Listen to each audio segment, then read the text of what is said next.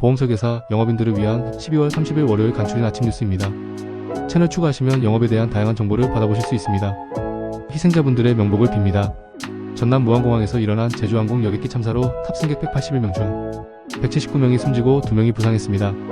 1960년 국내 여객기가 도입된 이래 단일 사고로는 세 번째로 많은 사상자가 발생했습니다. 사망자 수습을 마친 당국은 희생자 신원 확인 작업에 속도를 내는 한편 이르면 오늘 합동 감식을 진행할 걸로 보입니다. 이번 참사에서 여객기에 타고 있던 181명 가운데 안타깝게도 단 2명만 극적으로 구조됐습니다.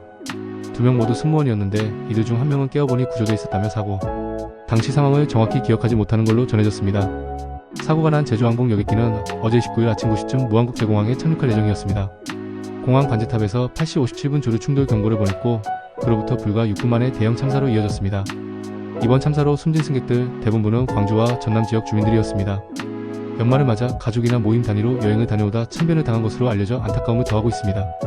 이번 참사 희생자 중에는 태국 국적 45살, 22살 여성 2명이 탑승한 것으로 확인됐습니다. 45살 여성은 약 7년 전 일을 하러 한국으로 건너온 뒤 한국인과 결혼해 체류해 왔었고, 방콕의 한 대학 4학년인 22살 여성은 한국인과 결혼한 뒤 한국에 살고 있는 엄마를 만나려고 비행기를 탔다고 합니다. 착륙 과정에서 큰 폭발과 충격이 생기면서 희생자 시신이 훼손된 경우가 적지 않습니다. 이 때문에 신원 확인에도 난항을 겪고 있는데 중앙사고수습본부는 현장에 임시 안치실을 마련해 국과수의 DNA 검사를 의뢰하고 있습니다. 제주항공 여객기 참사를 두고 무안공항과 규모가 닮은 꼴인 청주국제공항에 대한 우려도 커지고 있습니다. 청주공항의 활주로는 2744m로 무안공항 활주로 2800m보다 약 56m 정도가 짧은데요. 청주공항도 비상시 동시 착륙하는 경우 참사가 이어질 수 있다는 의견이 나옵니다. 미국 바이든 대통령을 비롯한 세계 각국 정상들은 유족과 한국 국민에게 위로와 애도를 전하고 있습니다. 미국 국가교통안전위원회는 이번 참사 원인 조사에 참여할 전망입니다.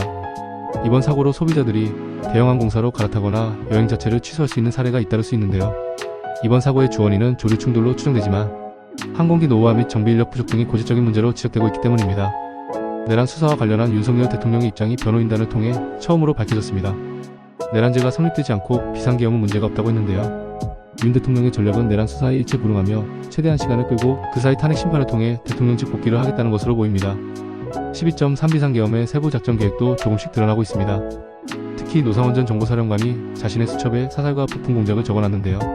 실제 정보사령부는 지난 8월 한 민간 업체를 지정해서 북한 인민군이 입는 군복 170벌을 12월 첫째 주까지 제작해달라고 의뢰한 걸로 확인됐습니다.